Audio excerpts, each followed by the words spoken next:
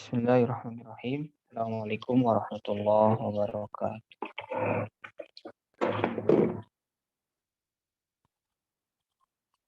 Alhamdulillahi wa kafa wassalatu wassalamu ala nabiyyil mustafa wa ala alihi wa sahbihi ahli sidki wal wafa amma ba'd. Nawaitu ta'alluma wa ta'lim wa naf'a wal intifa wa tadhakkur wa tadhkir wal ifadah wal istifadah wal hatha ala tamassuki bi kitabillahi wa sunnati rasul. Sebentar.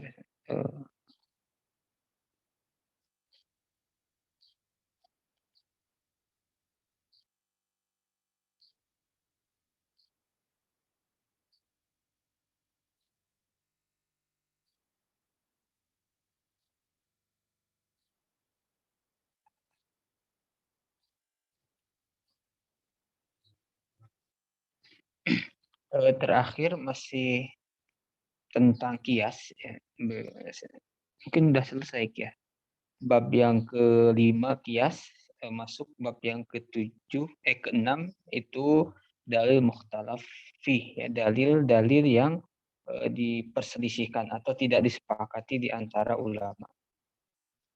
Dalil sendiri, dalil itu bukan hanya Quran Sunnah Ijma Qiyas ya. Dalil itu kalau di awal al-mursyid ilal matlub. Ya, al-mursyid ilal matlub itu yang menunjukkan kepada tujuan ya, kepada yang ingin dicapai. Atau yang lebih detailnya itu dalam Jamil Jawami dan selainnya. Bentar saya lupa ya.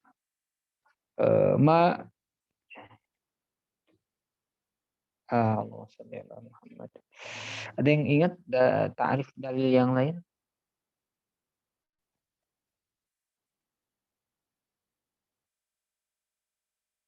Ma yutawassalu bihi bi sahihin nazar fihi ila matlubin khabari ya, itu yang disebut dengan dalil. Atau kalau dalam kitab ini di awal-awal ya kita pernah singgung al-mursyid ilal matlub, itu aslinya lebih ke ta'rif lugawi ya. Dalil itu yang menunjukkan ya, penunjuk ya, ilal matlub, kepada yang dituju.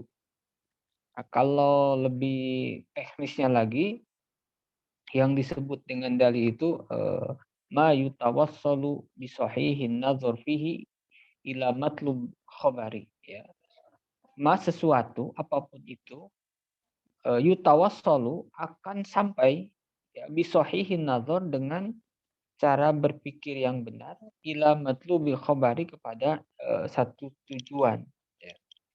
Nah, makanya dalil itu tidak hanya Quran, Sunnah, Ijma, Qiyas. Ada dalil-dalil selain itu.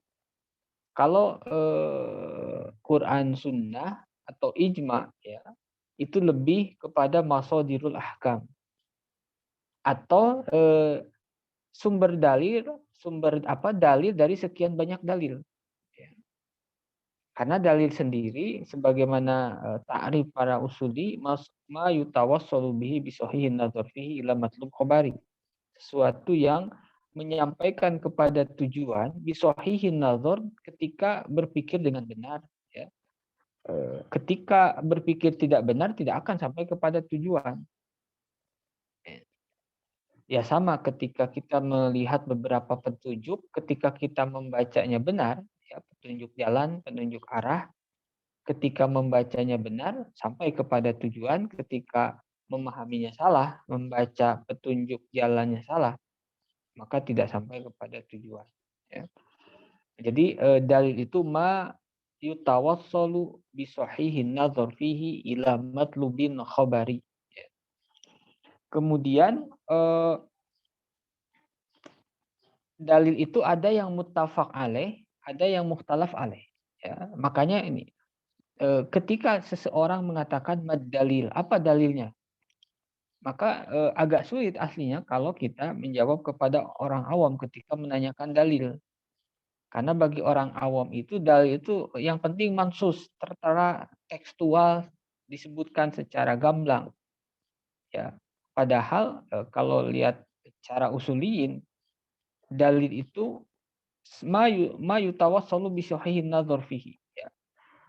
dengan cara yang benar, sesuatu yang akan menyampaikan kepada tujuan dengan cara yang benar. Cara yang benar ini kan panjang, ya. Ada kalau dalam lafaz nanti ada kemarin ada mujmal, mubayyan, am, khos, amr, nahi, mantuk, mafhum, ya, mafhumnya mafhum muwafaqah, mukhalafah, mantuknya fahwal khitab, lahnul khitab. Nah, jadi dalil itu tidak mesti apa yang tertera, ya. Dalil itu tidak mesti apa yang mansus.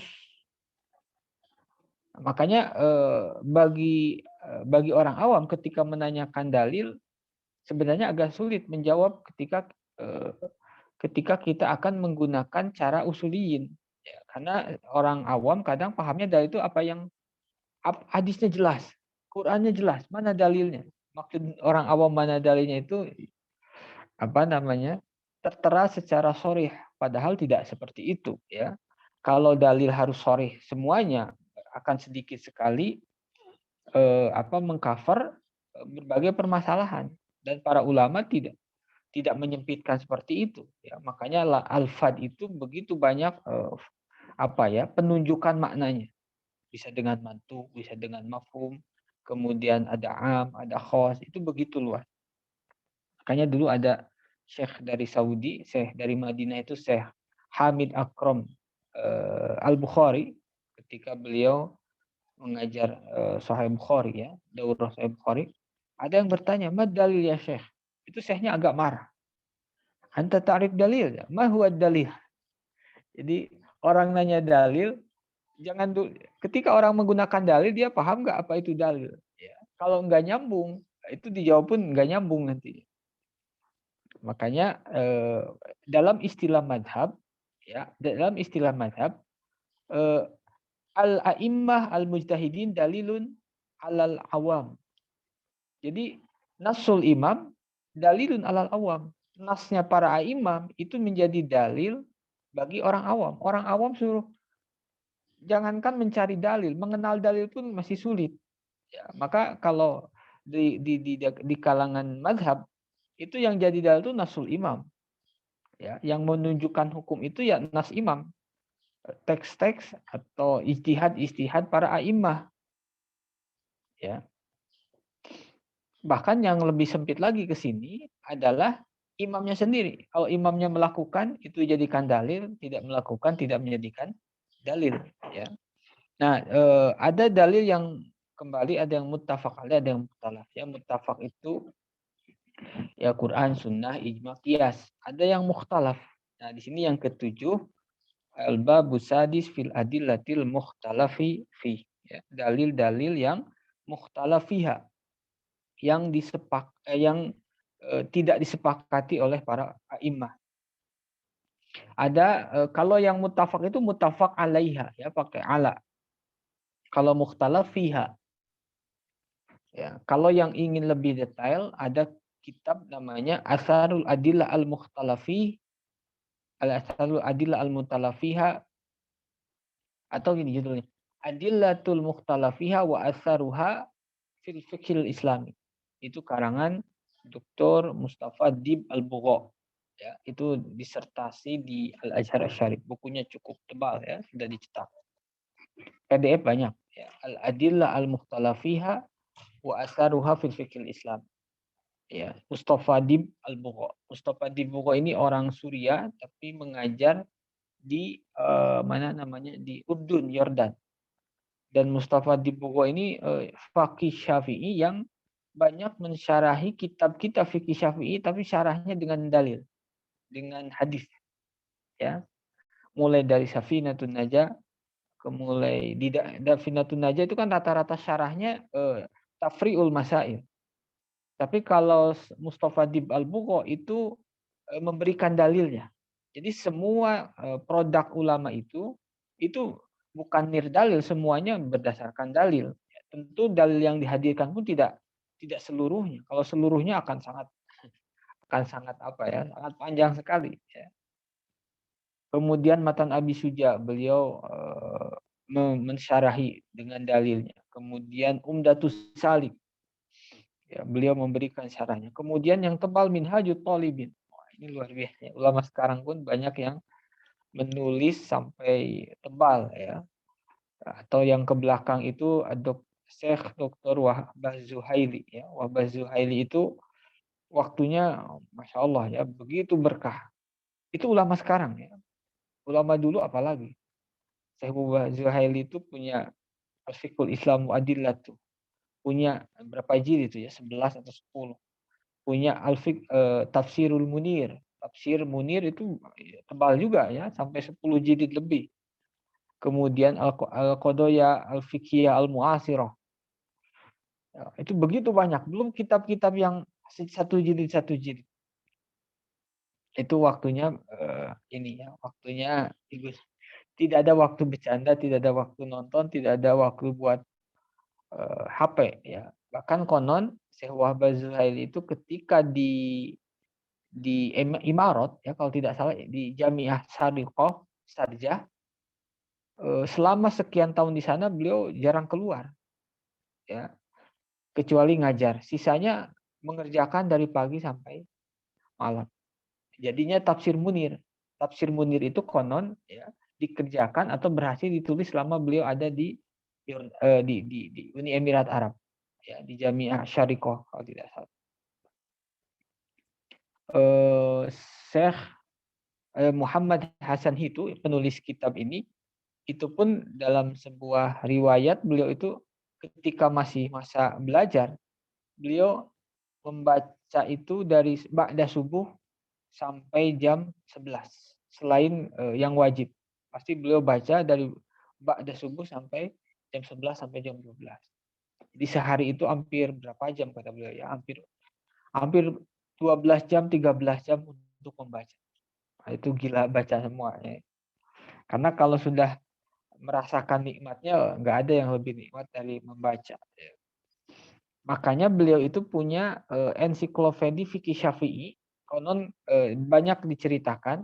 Beliau itu sedang menulis Mausu'ah fikih Syafi'i, baru sampai bab apa ya, saya lupa lagi. Itu belum selesai.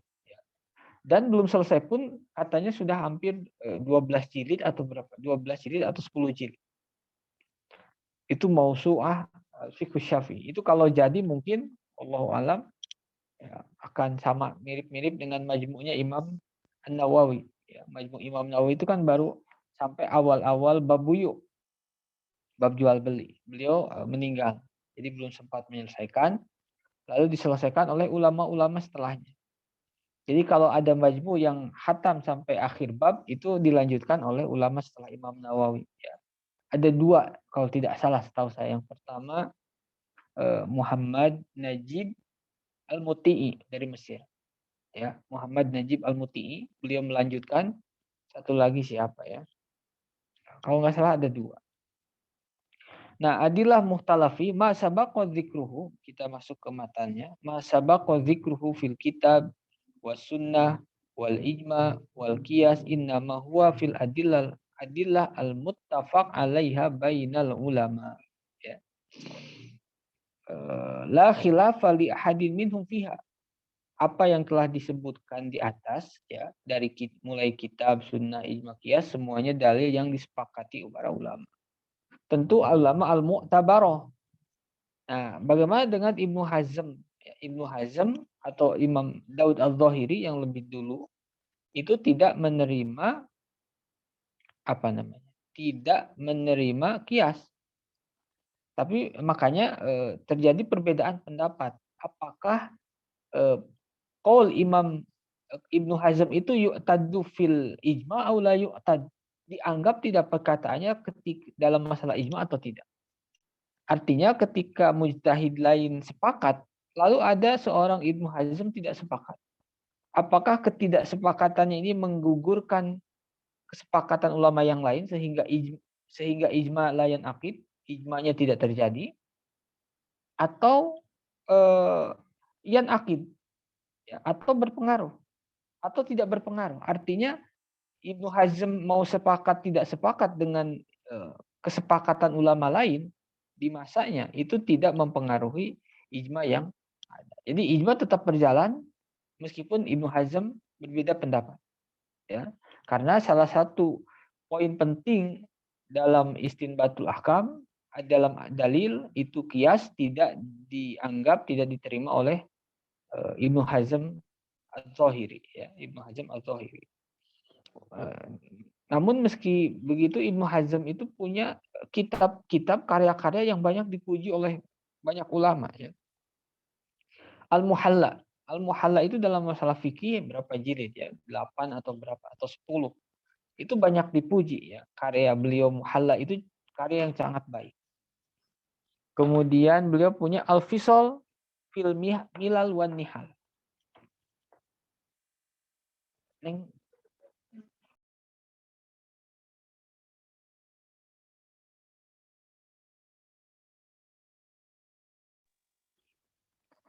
Al-Fisal fil Milal wan Nihal. Itu tentang Al-Milal wan Nihal, sama seperti Sahrastani, ya, tentang apa namanya? Kelompok, tentang sekte, aliran-aliran yang ada dalam dunia Islam. Nah itu 4 yang tadi itu yang disepakati. Nah, wa hunaka adillatun ukhra katsiratun.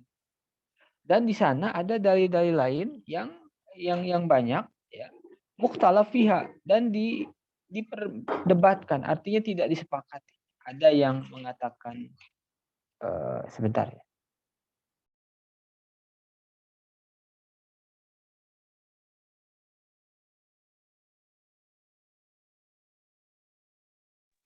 Ada yang tadi apa ya? Mukhtalaf fih, ya. Dalil yang tidak disepakati. Ada ulama yang menganggap itu sebagai dalil, ada ulama yang menganggap itu sebagai bukan dalil. Kalau dalam usul fikih klasik, misalnya dalam Jam'ul Jawami, itu tidak ada bab khusus namanya adillah mukhtalafih, tapi al-istidlal. Jadi kalau mau lihat di Jam'ul Jawami, di Ghayatul Usul, atau di kitab usul fikih yang lama, itu lihatnya di al-istidlal. Ya, al-istidlal.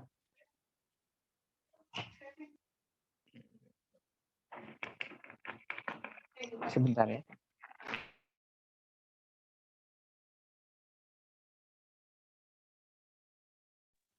Itu al-istidlal itu isinya dalil-dalil mukhtalafi. Nah, apa saja contohnya? Yang pertama, kal istihsan. Istihsan ini banyak digunakan dalam mazhab Hanafi dan mazhab Maliki. Yang ada juga istishab. Kemudian ada qaulu sahabi. Perkataan seorang sahabat, ya. Sahabi itu sahabat wahid. Sahabah wahidah. Kalau perkataan semua sahabat jadi ijma, ya. Kemudian wal aslu fil asya. Hukum asal sesuatu. Wal akhdu bi aqalli maqil, mengambil dengan pendapat yang paling sedikit, ya, di antara pendapat-pendapat yang ada. Satu dara'i, ya, menutup pintu masuk. Istiqro. Istiqro ini induksi, ya, induktif. Wal masalihul mursalah. Ini menarik juga, ya. Masalih mursalah, jadi kemaslahatan yang tidak didukung oleh nas secara shar'i, wa ghairiha minal adillah, dan dalil-dalil lain dari yang apa, dan yang lainnya dari dalil. Itu beberapa sedikit dari adillah mukhtalafi. Jadi ada istihsan, ada istishab, ada qaulu sahabi, ada al aslu fil asya, ada al akhdhu bi aqall maqil, ada saddu dzara'i, ada istiqra, ada al masalihul mursalah. Ini di sini tidak disebutkan semua, ya. Dan juga nanti yang dijelaskan hanya sebagian karena sifatnya mukhtasar. Sampai di sana ada yang disampaikan?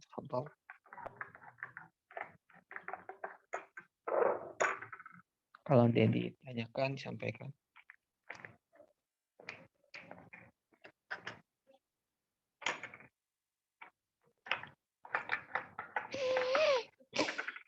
Sekarang masuk yang pertama, istishab, ya. Apa yang dimaksud dengan istishab? Wahwa ibaratun an subuti hukmin li amrin fi zamani tsani binaan ala subuti fi zamanil awal. Ibarah suatu ungkapan an thubuti hukmin li amrin fi zaman tsani. Istishab itu menetapkan hukum sekarang, zaman tsani itu sekarang, binaan ala thubuti fi zamanil awal, berdasarkan apa yang sudah ditetapkan sebelumnya. Artinya menarik hukum yang ada sebelumnya kepada hari ini atau sekarang. Jadi sekarang itu dihukumi sebagaimana sebelumnya. Atau hukum yang sebelumnya ditarik, dipertahankan sampai hari ini. Itu disebut istisabkan dari sohiba. Sohiba itu apa? Membarengi ya, apa namanya? Menyertai setiap waktu, setiap zaman sampai hari ini. Ya, itu disebutnya istishab. Istishab itu ibaratun an thubuti hukmin li amrin fi zamani tsani, yaitu satu ungkapan atas ketetapan hukum ya terhadap sesuatu fi zaman nisani di waktu yang kedua, contohnya hari ini sekarang, binaan berdasarkan ala subuti fi zamanil awal, berdasarkan ketetapan yang telah ada pada waktu sebelumnya. Jadi sebelumnya sudah ada hukum, hari ini belum ada, maka yang sebelumnya ditarik, diambil kepada hari ini, pada sekarang. Itu disebut istishab. Wa maknahu anna, dan maknanya anna idza arafna hukman minal ahkam qad sabata li syai'in fi zamanil madi, ya. Apabila kita telah mengetahui satu hukum dari sekian hukum yang telah diputuskan, ya, yang telah diputuskan fi zamanil madi, di masa yang lampau, aslinya nggak harus lampau ya, yang penting hukum sebelumnya, mau lampau, mau kemarin, mau tadi. Walam yadhar lana ma yadullu ala adami, dan tidak nampak kepada kita ma yadullu ala adami, sesuatu yang membelokkan atau memalingkan atau menghapus hukum sebelumnya. Ya, ma yadullu ala adami, tidak nampak kepada kita sesuatu yang membatalkan atau memalingkan dari hukum sebelumnya. Hakamna al-an fi zaman nisani. Hakamna, maka kita memutuskan, kita menghukumi sekarang fi zaman nisani, di zaman yang kedua, bi annahu mazala baqiyan ala makanaan alai, bahwa sesungguhnya apa yang terjadi sebelumnya baqiyan, tetap bertahan, tetap berlaku, ala makana alai, sebagaimana sebelumnya, hatta yaqumad dalil ala adamihi au taghayyuri, sampai ya ada dalil yang menunjukkan perubahannya. Jadi istishab itu sebagaimana tadi ya, menarik atau membiarkan atau melanggengkan hukum yang sebelumnya untuk hari ini. Kenapa dilanggengkan? Kenapa ditetapkan?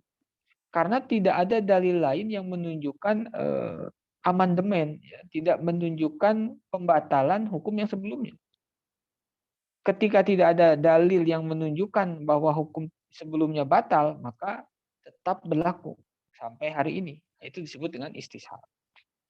Ini banyak ya dalam bab haid, dalam bab fikih sangat penting, dan istishab ini ada dibahas dalam qawaid fikih juga. Dalam usul fikih dibahas, dalam qawaid fikih dibahas. Jadi termasuk satu pembahasan yang berlaku pada dua disiplin ilmu. Ya. Kemudian wazalika, contohnya, kama lau malaka insanun baitan bisyira mundu sinin. Seperti seseorang memiliki rumah dengan cara dibeli mundu sinin, semenjak tahun-tahun yang lalu. Ya. Jadi dia punya rumah, ya, dia beli rumah, kemudian dimiliki ya, 2 tahun 3 tahun ke belakang. Fa inna nahkumu lahul yaum bimilkil bait binaan ala thubuti hadzal hukmi sabiqan. Maka ya, hari ini kita menghukumi sebagaimana hukum sebelumnya, bahwa dia adalah si pemilik rumah itu. Binaan ala thubutil hukmi sabiqan, berdasarkan apa? Ketetapan hukum sebelumnya. Wala yantafi anhul milku, dan kita tidak menafikan, tidak menghilangkan kepemilikan tersebut, illa idza qama dalilun ala annahu qad intafa anhu bi bai'ihi li ghairi, kecuali kalau ada dalil, kecuali kalau ada dalil lain yang menunjukkan kalau itu sudah bukan miliknya, baik diwakafkan, baik dihibahkan. Ya. Nah ini bisa berlaku banyak juga di dalam pengadilan. Ketika di pengadilan ada seseorang yang mendakwa, kemudian si mudda' alaih tersangka, ya, kemudian bersumpah, lalu si mudda'i orang yang mengajukan dakwaan, ya, itu tidak bisa menghadirkan saksi, ya, tidak bisa menghadirkan saksi. Lalu bagaimana? Maka hukumnya tetap seperti sebelum ada hukumnya sama seperti sebelum diajukan ke pengadilan. Misalnya ada yang menggugat tanah, satu pihak menggugat bahwa itu sudah dijual kepada si fulan. Yang menduduki rumah itu sekarang mengaku kalau itu dia beli dari beli secara sah, suratnya ada misalnya, ya. Akhirnya diajukan ke pengadilan bahwa tanah itu sudah bukan milik dia tapi milik perusahaan, milik perusahaan yang sudah membelinya. Nah, nanti di pengadilan si perusahaan tadi yang mengklaim ke pemilik baru misalnya, karena dia sebelumnya sudah beli, dia mengajukan ke pengadilan, lalu si pihak mudda' alaih, si terdakwa yang pemilik semula itu berani bersumpah. Ya. Nah, sumpah tersebut kalau hanya sebatas sumpah, lalu si mudda'i tidak mampu menghadirkan saksi, maka keputusannya adalah pemilik tanah tersebut adalah orang lama, yang orang lama. Karena apa? Karena dia terbukti pembeli awal. Adapun yang perusahaan, ya, atau perusahaan yang mengaku dia membeli setelah itu sesuatu yang baru dan belum ada dalil kuat yang menunjukkan terhadap dakwaannya. Lalu bagaimana si hakim? Hakim akan istishab, membiarkan atau memutuskan bahwa tanah ini milik orang yang sebelumnya. Karena dari awal dia sudah sah membeli. Nah, kemudian ada dakwaan ini sesuatu yang baru. Tetapi karena tidak mampu memberikan bukti, ya, maka istishabu hukmil asli. Ya, membiarkan, menetapkan hukum asalnya. Hukum asalnya pemiliknya yang memang dia. Ini banyak ya banyak sekali dalam masalah pengadilan, ya, dalam masalah haid, ya, masalah haid misalnya seperti ini. Perempuan itu minimal haid itu yaumun walailah, sehari semalam. Ya. Kemudian sehari semalam itu 24 jam, ya, 24 jam. Jadi boleh sehari semalam hakikatan atau 24 jam dalam waktu 3 hari 4 hari. Ketika pertama keluar darah, lalu misalnya keluar darah zuhur, lalu ke kamar mandi asar. Kalau kamar mandi asar lihat ada darah lagi. Apakah selama dari jam 12 sampai jam 3 itu ada jeda terputus atau tidak? Ya. Kalau kita mengambil istishab, ya sudah, sekarang berdarah, sebelumnya berdarah, berarti tengah-tengah itu dihukumi berdarah. Jadi dihitungi 3 jam. Dari jam 12 sampai jam 3. Nah, kalau tidak menggunakan istishab itu akan repot, ya. Nanti ini ada kemungkinan berhenti tapi dari jam berapa sampai jam berapa? Oh, itu ribet. Makanya dalam penghitungan haid itu salah satunya menggunakan istishab. Ya, jadi pertama keluar darah jam 12, pertama menstruasi, kamar mandi jam 3, masih ada darahnya, ya sudah berarti selama 3 jam itu dianggap keluar. Begitu seterusnya. Kemudian wa minhu, contoh lain, ya tadi contoh pertama kepemilikan rumah. Ma yatra'u man syakka ba'da yakin. Sesuatu yang yatro itu datang baru, ya. Toro'a itu sesuatu yang datang baru-baru. Min syakin dari rasa ragu-ragu, ba'da yakin setelah yakin. Ini banyak ya dalam sholat. Contohnya wazalika kamalau tawaddu'a insanun fis sobah. Tsumma syakka waqta zuhri. Ya. Hal ahdatsa aula.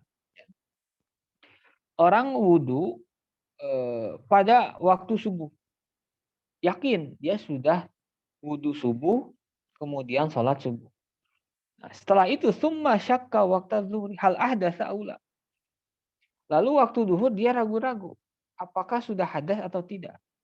Dia yakin sudah wudu subuh, yang dia ragu adalah apakah sudah berhadas atau tidak ketika di waktu duhur.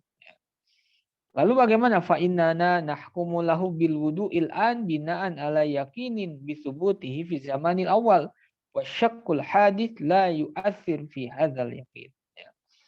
Maka kita akan menghukumi bahwa wudu yang telah dia kerjakan waktu subuh istishab diberlakukan, dilanggengkan sampai hari ini selama tidak ada keyakinan atau zon bahwa dia sudah batal.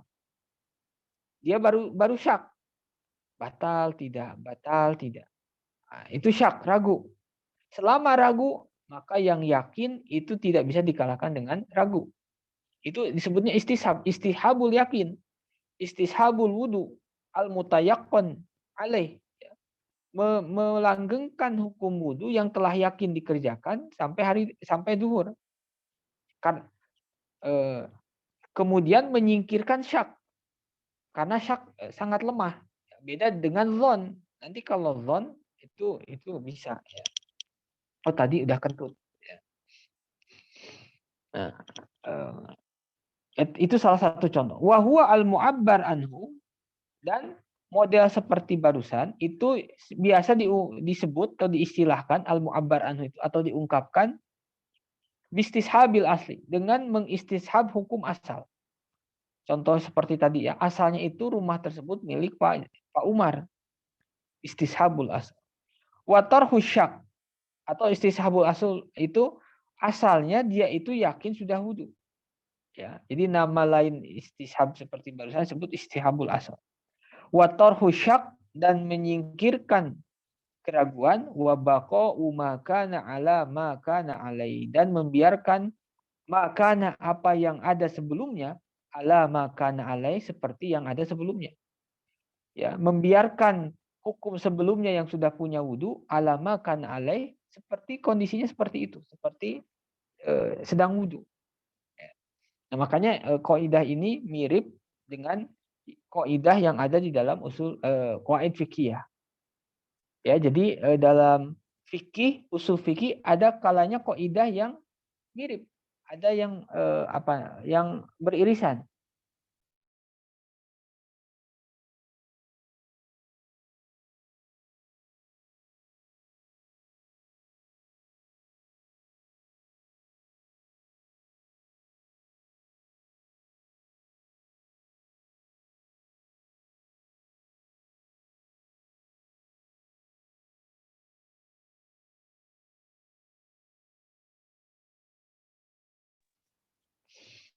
Itu istishab ya. Sebentar. Tadi pertanyaan. Istishab ini kaitannya dengan al-aslu baqa'u makan ala makan.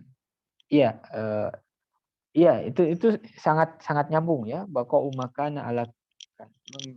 Membiarkan atau melanggengkan apa yang telah ada sebelumnya untuk hari ini, selama tidak ada yang menggugat atau merubah atau mengganggu apa yang sudah berlaku sebelumnya. Itu disebut istishab. Ya.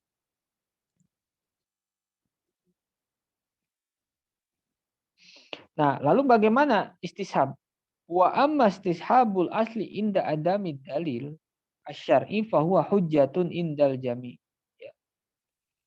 Istishab ini menjadi hujah. Mana kelewat tadi ya? Kelewat. Wal istishabu hujjatun wa dalilun inda jamahir ulama'il usul. Istishab ini menjadi hujah menurut mayoritas atau jumhur ulama'il usul. Ya. Wahia muta'addidah minha ma dzakarna. Dan istishab itu muta'addidah ya. ada ragamnya, ada macamnya. Setidaknya ada 3 ya. Itu dalam qawaid fikih disebutkan ada 3. Di dalam usul fikih misalnya ya, dalam Jam'il Jawami, dalam Ghayatul Usul itu pun ada 3. Contoh istishab ini kan istishabul asal, ada istishabul umum ya. Istishabul umum itu baqaul umum alama kana alaih malam yaridit mukhassis ya. Jadi membiarkan hukum am tetap berlaku am selama kita belum menemukan mukhassis. Makanya ulama berbeda pendapat ketika kita menemukan suatu lafaz yang am itu mencakup semua afrodnya dan kita belum mendapatkan mukhassis. Apakah misalnya sudah mencari tapi belum menemukan mukhassisnya di mana?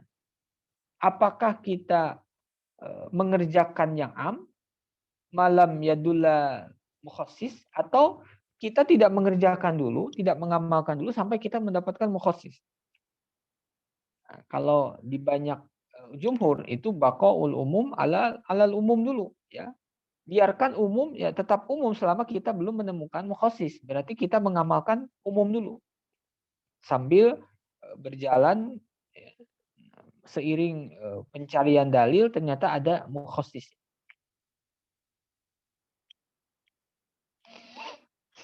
Wa amma istishabul asli inda adami dalil syar'i fa huwa hujjatun indal jami. Istishabul asal seperti tadi, ketika tidak ada dalil syar'i yang lain yang yang membatalkan hukum sebelumnya, maka fa huwa hujjatun indal jami. Maka itu hujjah menurut semua ulama. Hampir semua ulama sepakat memakai istishab ketika tidak ada dalil yang lain. Jadi ketika tidak ada dalil khusus tentang itu, sudah berarti hukum sebelumnya kita tarik atau kita jadikan pedoman untuk kasus. Artinya apa? Yang sekarang itu hukumnya sama seperti yang sebelumnya. Ya. Bahwa rumah tersebut masih milik Pak Umar sebagaimana sebelumnya karena tidak ada dalil yang menunjukkan kalau dia itu menjual atau sudah bukan pemilik. Ya. Wazalika kama lau bahasal mujtahid ala dalilin liwujubi syami Rajab. Dan hal tersebut seperti lau bahasal mujtahid. Ya, kalau seorang mujtahid mencari ala dalilin liwujubi syami Rajab terhadap dalil wajibnya puasa Rajab. Falam yajidhu. Maka dia tidak menemukan dalil akan kewajiban puasa Rajab. Fayaqul la yajibu siyamu Rajab bistishabil hal wa huwa al-adamul asli. Ya. Maka mujtahid bisa mengatakan bahwa puasa Rajab tidak wajib. Kenapa? Hukum asalnya memang tidak ada kewajiban puasa. Ya. Jadi ini istishab yang lain ya. Ini istishab namanya istishabul adam al-asli.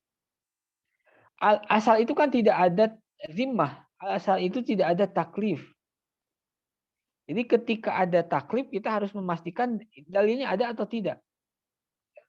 Misalnya taklif wajibnya puasa Rajab. Ada tidak dalil yang menunjukkan wajibnya Rajab? Karena asalnya tidak ada kewajiban puasa. Ya, kalau puasa Ramadan itu menjadi wajib karena dalilnya jelas. Ya, dalilnya sore jelas Quran, dalam sunnah. Nah, puasa Rajab, misalnya seorang mujtahid mencari sekian dalil tidak ketemu dalil yang mewajibkan puasa Rajab. Karena tidak menemukan, dia yastashibul asal. Al aslu adamul wujub. Ya, dia mengistishab, membiarkan melanggengkan hukum sebelumnya yaitu tidak adanya wajib puasa Rajab. Ya, itu salah satu contoh dari istishab juga. Ada yang disampaikan? Ustaz. Ya, Fadhil silakan. Ada 2 pertanyaan Ustaz. Yang pertama tentang mazhab tarjih begitu. Apakah ini nanti bisa terjerumus kepada talfik yang tercela yang dilarang oleh para ulama? Ini Nah, tadi di awal Ustaz menyinggung masalah bahwa qaul imam itu memang hujah bagi orang awam. Jadi akhir-akhir ini sering ramai bahwa eh, apa namanya, kalau qaul imam seolah-olah bertentangan dengan hadis, dengan Quran, maka yang dipilih ya adalah hadis karena apa namanya, berhujah dengan qaul para imam yang kurang lebih mananya itu kalau faida sahih hadis semua madhabi seperti itu Ustaz. Ini sering dipakai.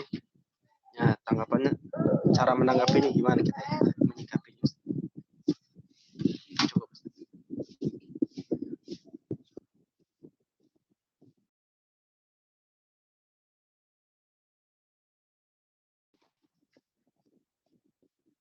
Masih di mute kayaknya tuh Ustaz.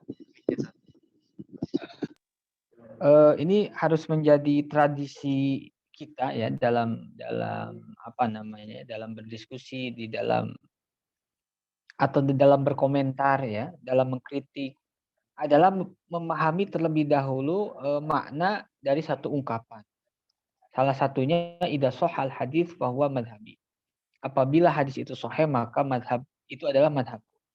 Itu dikatakan Imam Syafi'i, juga dikatakan oleh Imam Abu Hanifah dan juga mungkin mujtahid yang lain. Nah, lalu maknanya apa? Apakah semudah itu? Jadi ketika ada hadis sahih, kita menemukan hadis sahih, lalu berbeda dengan pendapat imam. Akhirnya kita ambil hadis sahih karena mazhab imam itu yang ini. Itu sangat simple ya. Dan tidak seperti itu. Makanya lihat maknanya menurut para a'immah sendiri. Misalnya perkataan Imam Syafi'i itu ditafsiri, disyarahi oleh Imam Nawawi dalam Muqaddimah Majmu'. Antum bisa lihat ya. Muqaddimah Majmu' itu ilmunya di dalam Muqaddimah itu luar biasa. Makanya banyak majlis-majlis yang membaca Muqaddimah Majmu'nya saja. Itu satu jilid, isinya ilmu hadis, mustalah hadis, tentang mazhab, tentang adabul alim wal muta'alim, adabul mufti. Itu ilmu yang sangat luar biasa dalam Muqaddimah. Muqaddimatul Majmu' ya. Makanya kata ulama ada 4 muqaddimah yang layak, yang tidak boleh dilewatkan oleh seorang thalibul ilm. Muqaddimatul Majmu' yang pertama. Kedua, muqaddimah tafsir Fakhrul Razi, Mafatihul Ghaib. Itu di awalnya tentang epistemologi Islam. Kemudian muqaddimah Sahih Muslim. Ya. Muqaddimah Sahih Muslim itu kan tentang ilmu hadis, ya, manhaj Imam Muslim. Yang keempat muqaddimah, bukan Ibnu Salah, saya lupa lagi muqaddimah apa? Tafsir apa ya? Lupa lagi. Ada yang tahu? Muqaddimah Majmu' Imam Nawawi, muqaddimah Muslim, Sahih Muslim, muqaddimah Tafsir Fakhrul Razi, satu lagi. Saya pernah nulis, jadi lupa lagi. Itu di tentang apa ya? Menghafal Quran itu. Nah, di muqaddimah Majmu' itu dijelaskan perkataan Imam Syafi'i idza shahal hadis bahwa madhabi. Juga Imam Taqiyuddin As-Subki punya risalah khusus tentang perkataan itu, idza shahal hadis bahwa madhab. Dan itu tidak sesimpel yang ditafsiri, disyarahi oleh orang sekarang. Saya juga pernah lihat itu risalah kecil bahasa Indonesia, mungkin 15 halaman atau 20 halaman. Itu begitu simpelnya. Dia idza shahal hadis bahwa madhabi. Apabila hadis sahih maka itu adalah madhabu. Akhirnya semua pendapat mazhab itu banyak dibatalkan karena ada hadis sahih yang menurut dia bisa membatalkan perkataan imam. Aslinya itu bukan hadis membatalkan perkataan imam ya. Kalau dilihatnya seperti itu, kok hadis tidak bisa membatalkan perkataan imam, itu bukan seperti itu ya. Masalahnya perkataan imam ini berdasarkan semua hadis. Ya. Jadi hadis yang dipahami oleh seseorang itu panjang ya. Nah, lalu bagaimana menurut siapa? Imam Nawawi. Kita bisa mengatakan, kita bisa mengambil satu hadis lalu dinisbahkan kepada Imam Syafi'i, kepada mazhab Imam Syafi'i, setelah kita mengecek hadis-hadis yang digunakan oleh Imam Syafi'i. Jangan-jangan hadis yang menurut kita itu sahih dan bisa membatalkan perkataan Imam Syafi'i meriwayatkan. Artinya apa? Imam Syafi'i sadar hadis itu ada, tetapi istinbatnya tidak seperti yang kita pahami. Ya. Jadi kata Imam Nawawi langkah pertama tatabbu'ul ahadits al-marwiyah anil Imam Syafi'i. Kita perlu mengecek dulu hadis-hadis yang digunakan oleh Imam Syafi'i. Jangan-jangan Imam Syafi'i itu menggunakan memakai dan mengetahui Imam Syafi'i itu mengetahui hadis yang menurut kita sahih dan Imam Syafi'i pun mengamalkannya tapi dengan cara yang berbeda. Makanya para imam itu mengamalkan hadis itu tidak serampangan, ya. Mengumpulkan sekian banyak hadis, dikompromikan dengan ayat Al-Quran, dengan qaul sahabat dan sebagainya. Ya, jadi jangan-jangan hadis yang menurut kita sahih bertentangan dengan dengan ijtihad Imam Syafi'i. Imam Syafi'i itu sudah tahu itu. Cuman Imam Syafi'i cara istinbatnya tidak seperti kita yang awam ini. Ya. Sama seperti Imam Malik meriwayatkan hadis khiyar majlis, tapi Imam Malik tidak mengambil khiyar majlis. Dalam Muwatta, baik Muwatta riwayat Yahya bin Yahya Al-Laitsi, Muwatta Imam Muhammad ibn Syaibah, ya, itu ada Imam Malik meriwayatkan hadis tentang khiyarul majlis. Tapi Imam Malik tidak berpendapat khiyar majlis itu ada. Coba, kalau itu mau konsisten loh, kok Imam Malik hadisnya ada, tapi tidak mengambil hadis itu. Nah, dalam kasus Imam Syafi'i pun sama. Bisa jadi Imam Syafi'i tahu riwayat itu, meriwayatkan hadis itu, tapi Imam Syafi'i tidak mengambil hadis itu, atau Imam Syafi'i punya cara lain untuk mengkompromikan hadis itu. Jadi tidak sesimpel itu ya. Makanya sebelum kita mengkritisi itu pahami lebih dalam ungkapan para a'immah supaya kita tidak terjebak dalam terjebak dalam kekeliruan yang besar. Salah satu kalau dalam mazhab Syafi'i, muharrirul mazhab itu Imam Nawawi. Dan bukan cuma Imam Nawawi yang mensyarahi itu ya. Taqiyuddin As-Subki itu ayahnya dari Tajuddin Subki pun punya risalah khusus Al-Qaulul Mutallabi idza sahal hadis fahuwa madhhabi. Apa namanya itu? Al-Qaulul Mutallabi fi hadis fi fi qauli idza sahal hadis fahuwa madhhabi. Itu bisa di-download ya, tidak terlalu tebal. Itu yang tadi apa yang kedua apa ya? Saya lupa lagi. Mengenai ini Ustaz, mengenai tarjih, apakah nanti itu kan kadang memilih dari beberapa mazhab, bisa terjerumus kepada gini, pertama kenapa talfik dilarang? Ya, karena talfik itu berpotensi talfik itu mengikuti hawa nafsu. Artinya orang awam talfik itu berdasarkan apa? Ngambil sini, ngambil itu, ngambil berdasarkan apa? Berdasarkan dalil dia tidak tahu dalil. Yang ada nanti berdasarkan hawa nafsu, mengikuti hawa nafsu. Ah ini saya ngambil yang ini ya. Dia mengambil yang ini dalam masalah itu ngambil itu ukurannya parameternya apa? Kalau parameternya bukan dalil itu hawa nafsu. Makanya para ulama itu melarang talfik model seperti itu. Kenapa? Karena yang diikuti bukan dalil tapi yang diikuti hawa nafsu. Ya, itu kalau posisinya muqallid. Nah, ada di dalam marotib mazhab itu ada muqallid, ada yang muqallid kelas berat, maksudnya muqallid awam banget. Ada yang di atasnya, itu disebutnya bukan tabi, apa saya lupa lagi. Ada saya pernah nulis itu. Ini istilahnya Imam Tajuddin As-Subki. Ada muqallid, ada bukan mutabi ya. Orang sering nyebutnya mutabi, tapi istilah ini bukan. Ya, ada di tingkat atasnya. Nah, kalau di tingkat atas yang bukan awam 100%, kalau itu diperkenankan ya. Karena apa? Karena yang jadi rujukan dia ketika menggabungkan beberapa pendapat itu bukan hawa nafsu tapi dia punya dalil. Ya, jadi yang kenapa talfik dilarang? Karena itu mengikuti hawa nafsu. Orang awam, ya, ibu-ibu, bapak-bapak yang biasa di sawah, nggak pernah ini, ngambil yang ini, masalah ini. Yang itu ngambil itu. Ngambil enaknya saja. Itu dalam rangka apa? Ittiba'u hawa nafs. Mengikuti keinginan dirinya, hawa nafsunya.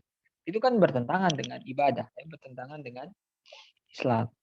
Nah, adapun orang yang posisinya murajjih, memang dia layak mentarjih, maka tidak ada istilah taufik. Ya. Yang ada apa? Tarjih. Tentu tarjih bagi mereka yang memenuhi kualifikasi sebagai seorang murajjih. Jadi kalau menurut saya taufik itu ada pada orang yang tidak tahu dalil, orang yang awam sama sekali, kemudian menggabung-gabungkan pendapat tanpa ada acuan yang jelas. Acuannya hawa nafsu. Kecuali kalau punya acuan, misalnya acuannya apa? Darurat atau masyaqqah. Misalnya orang mazhab Syafi'i ketika ke Mekah tawaf menggunakan mazhab Maliki. Kenapa? Karena masyaqqah atau mazhab Hanafi. Jadi dia bukan mengikuti hawa nafsu, tapi ada masyaqqah itu kan tabar dalam fikih ya, masyaqqah, darurat, ustul ihtiraz.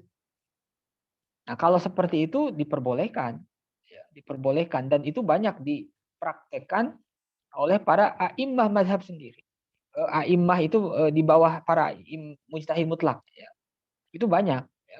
Ada kalanya mengambil pendapat di luar mazhab. Itu sering terjadi. Nah, itu boleh, tapi posisinya mereka memang yang memenuhi kualifikasi murajjih. Ya, murajjih. Imam Nawawi, padahal beliau itu muharrirul mazhab, dalam banyak hal tidak mengambil pendapat Imam Syafi'i, tapi pendapat di luar Imam Syafi'i. Walaupun presentasinya sangat sedikit, sangat sedikit sekali dibandingkan setujunya Imam Nawawi dengan pendapat Imam Syafi'i. Ya, Allah a'lam. Mungkin gimana? Ada? Ya. Tapi ya. Pendapat di mazhab itu adalah pendapat yang paling rojih menurut mazhab itu sendiri kan, begitu saja.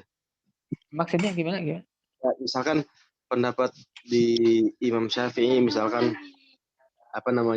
bersentuhan dengan bukan mahram itu membatalkan, itu kan pendapat yang paling rojih, yang paling begitu kan ya? Iya. Betul. Iya, maksudnya kadang saya pikirnya, ini kan pendapat paling rojih di mazhab, tapi kemudian ditarjih lagi oleh orang lain, begitu. Kadang suka gitu. Begini, ya. Lalu mungkin ada yang begini. Kita ngikuti imam terus, lalu ini hadis kita kemanakan? Ya kita langsung aja istinbat. Bagi orang awam, ketika istinbatul ahkam seperti itu yang ada bukan yang ada bukan melahirkan hukum, tapi yang ada ngikuti hawa nafsu. Lagi-lagi nggak punya metodologi, ya nggak punya pengetahuan dasar ilmu-ilmu keislamannya masih lemah. Itu bukan menghormati dalil, kalau menurut saya justru merusak dalil. Kan sering ada sebagian kita itu menghormati dalil. Ada hadis yang kita amalkan. Dalam rangka apa? Menghormati dalil. Menghormati dalil ketika kita punya otoritas. Kualifikasi sebagai murajjih atau mujtahid itu terpenuhi. Tapi ketika itu tidak terpenuhi, itu bukan menghormati dalil. Kalau menurut saya justru merusak dalil. Menghancurkan ya. Karena akhirnya sembarangan digunakan. Mengikuti hawa nafsu. Ya, kebayang kalau setiap orang masing-masing mengaku punya otoritas ijtihad, semuanya ijtihad, hasilnya macam-macam, wah itu repot. Ya. Makanya sekelas ulama besar, Imam Nawawi, ya dalam mazhab Syafi'i, Al-Ghazali dan banyak sekali, itu pun ya bermadhab. Ya. Al-Hafidh Ibnu Hajar. Muhaddis itu jarang muhaddis yang punya mazhab mustaqil itu kan. Setahu saya nggak tahu ya, Imam Bukhari itu ijtihad dalam fikih ya tidak banyak. Ya. An-Nasa'i itu Syafi'ul madhab. Abu Dawud itu muridnya Imam Ahmad. Abdurrahman bin Mahdi itu mengikuti Imam Syafi'i. Al-Hafidh Ibnu Hajar Asqalani Syafi'ul madhab. Padahal Al-Hafidh Ibnu Hajar kurang apa dalam ilmu hadis. Imam Baihaqi. Ya, karena memang makanya kata Sufyan bin Uyainah, hadis yang baik itu hadis yang diamalkan oleh ulama, oleh fuqaha. Ya. Itu Sufyan bin Uyainah. Sufyan bin Uyainah ini gurunya Imam Syafi'i ketika di Mekah. Imam Syafi'i di Mekah pernah belajar di Baduy, di Bani apa ya, Bani Huzail, saya lupa lagi, Bani Huzail. Termasuk salah satu gurunya adalah Sufyan bin Uyainah, ada Muslim bin Khalid bin Muslim Az-Zinji. Ya. Nah, kata Sufyan bin Uyainah itu, hadis yang baik itu, yang benar itu hadis yang diamalkan oleh fuqaha. Walaupun menurut sebagian itu hadis dhaif. Seperti apa? La dororo wala dirar. Kullu qardin jarra naf'an lil mukrid fahuwa riba. Tapi itu kan diamalkan oleh para fuqaha. Sampai Sufyan bin Uyainah itu mengatakan begini, al-ahadits mudillah illa lil fuqaha. Ini ekstrim ya. Coba bisa di Google ya, bisa di searching atau banyak akan kita dengar temukan al-ahadits mudillah. Hadis-hadis itu bisa menyesatkan. Illa kecuali lil fuqaha, bagi para fuqaha. Fuqaha itu orang yang paham, orang yang punya metodologi, yang paham usul fikih. Nah, itu menjadi petunjuk. Tapi bagi orang awam itu mudillah, menyesatkan. Itu perkataan Sufyan bin Uyainah. Ya. Allah. Ada lagi foto. Yang lainnya silakan.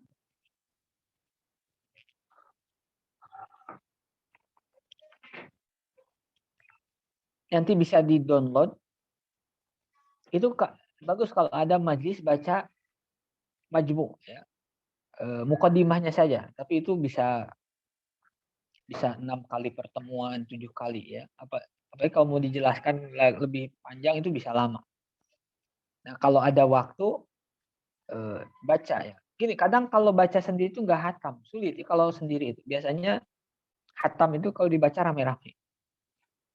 Baca Bukhari sendiri itu kayaknya nggak ada yang sengaja baca Bukhari hatam sendiri itu agak jarang ya. Biasanya ya majlis sama atau majlis qiraah. Sengaja hatamin Ibnu Majah itu sulit. Ya, biasanya majlis sama ya. Kemarin baru 2 pertemuan ya, di sini ada majlis sama Bukhari dan Mustalahul Hadis.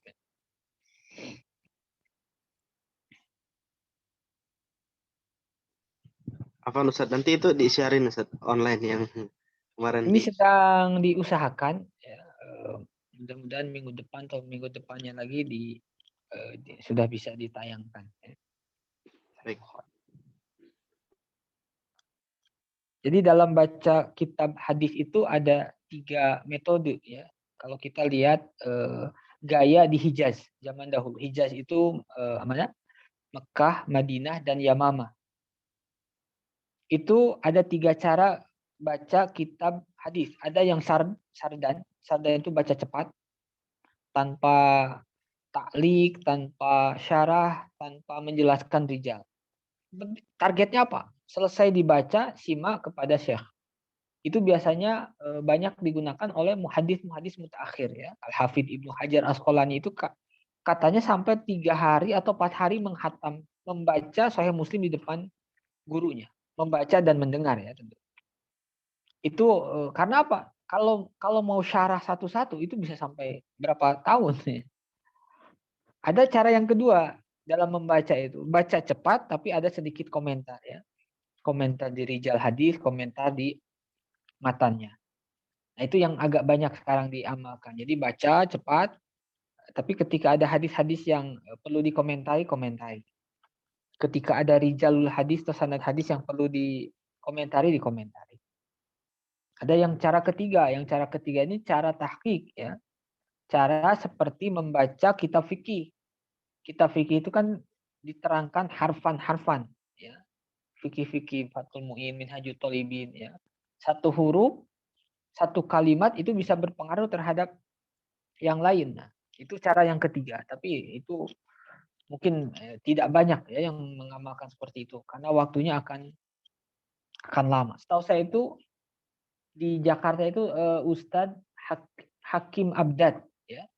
Kalau tidak salah beliau ada Majlis Fathul Bari. Kalau tidak salah ya. Abdul Hakim Abdad, itu majlis Fathul Bari. Fathul Bari kan Sahih Bukhari. Itu akan menghabiskan waktu yang cukup lama. Ya. Dan Fathul Bari itu memang bukan untuk awam, harus paham benar, salah satunya mustalah hadis, ya, ilmu hadis. Kalau tidak ya agak bingung ya, banyak bingung. Ada chat tidak.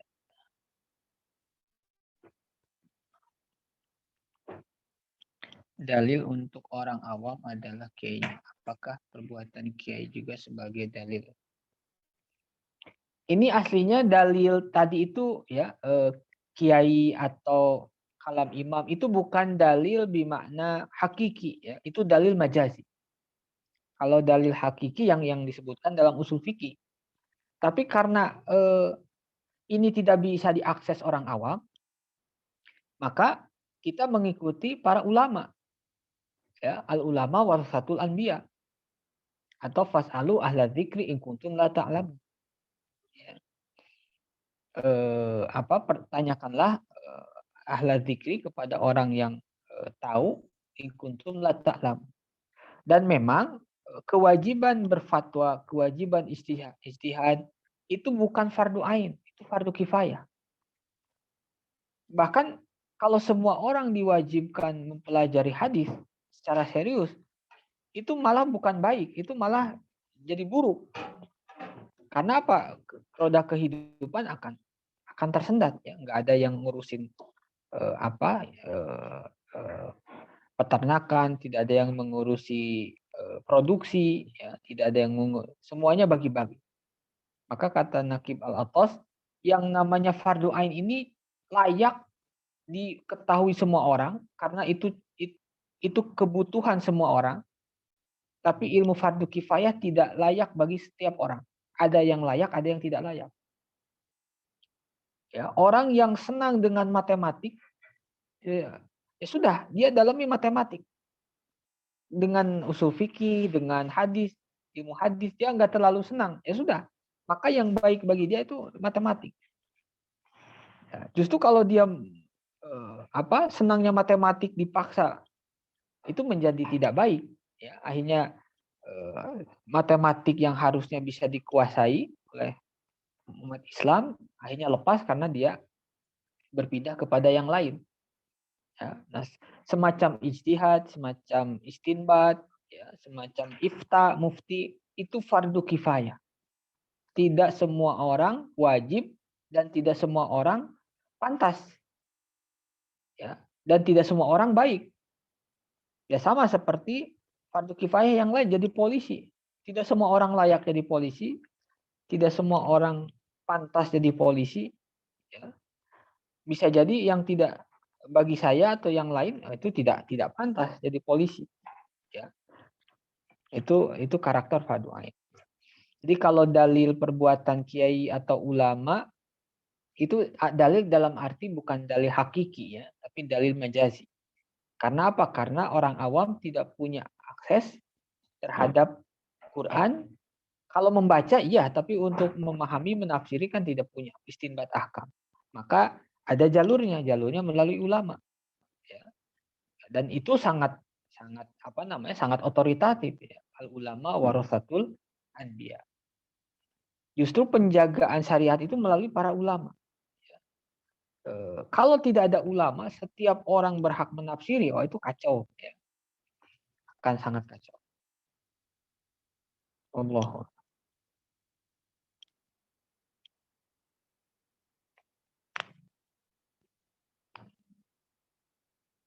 Kalau tadi ya ada yang kiai itu ini ada tulisan simple ya dari Profesor Syafiq Mugni kalau tidak salah. Itu tokoh Muhammadiyah ya. Pengurus Muhammadiyah, beliau membedakan ulama, kiai, apalagi ya. Ulama itu gelar akademis, artinya memang secara keilmuan mumpuni. Ya. Ada kiai, kalau kiai itu gelar antropologis. Memang masyarakat menganggap dia atau gelar yang disematkan oleh masyarakat. Karena apa? Karena kiai itu orang yang selalu membersamai masyarakat, yang selalu mengayomi masyarakat, ya, sekian masalah larinya ke kiai. Nah, itu kiai itu menurut Profesor Safik Munggi itu gelar antropologis. Jadi memang gelar masyarakat. Ulama itu gelar akademis. Jadi memang orang yang sudah menguasai ilmu A, B, C, D, dia disebut ulama. Tapi belum tentu disebut kiai. Tidak setiap ulama kiai, walaisa kullu kiai ulama. Ya. Tidak setiap ulama kiai. Ulama yang tidak terjun di masyarakat tidak disebut kiai. Secara intelektual mungkin mumpuni, tapi karena dia tidak terjun di masyarakat, tidak membersamai masyarakat, tidak disebut kiai. Ya. Atau kiai bukan ulama, bisa juga dia secara ilmu agamanya cukup, ya, tapi tidak sampai derajat ulama, tapi dia begitu intens membersamai masyarakat, mengayomi masyarakat. Ada yang meninggal bagian di depan, ada yang menikah bagian sambutan, bagian doa, ya, seperti itu. Itu kan mungkin secara keilmuan biasa, ya, tetapi dia selalu berada di tengah-tengah masyarakat. Nah, itu gelar antropologis kiai itu. Ada juga yang ya kiai yang ulama, ya ulama ya kiai, ya ada banyak.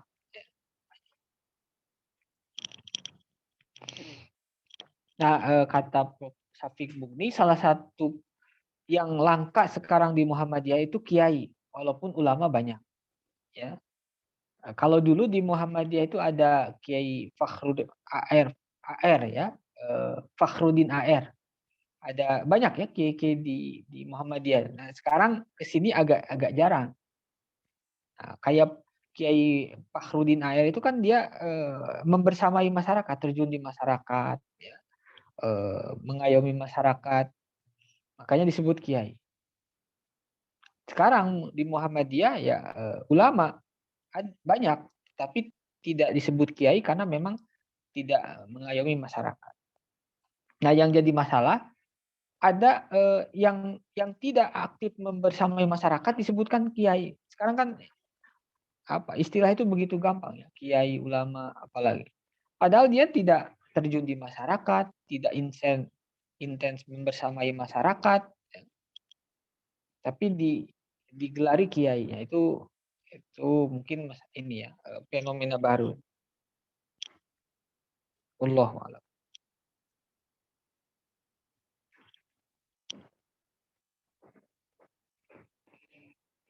Ada lagi?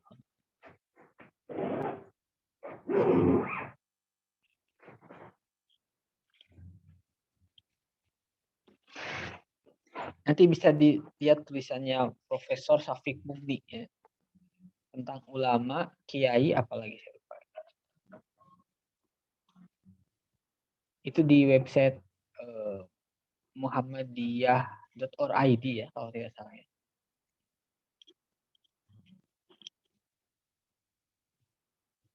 Ya, mungkin kita pun kadang melihat ya di kampung seorang ustadz atau orang sepuh disebut kiai, dan dia begitu aktif membersamai masyarakat, walaupun secara ilmu keagamaan kadang biasa ya, bagi orang lain mungkin biasa banget. Ya memang karena kiai itu gelar antropologis ya, yang disematkan masyarakat karena dia begitu memperhatikan masyarakat.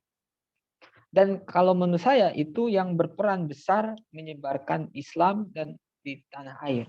Mereka yang ada di desa-desa, yang ada di pelosok-pelosok, yang tidak banyak diekspos, tapi begitu aktif membersamai masyarakat.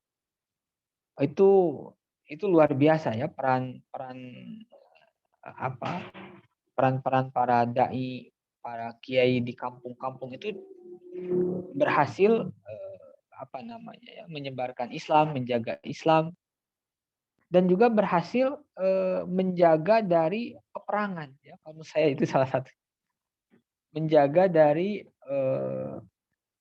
perang saudara. Salah satunya peran-peran strategis yang dimainkan oleh para kiai-kiai di kampung.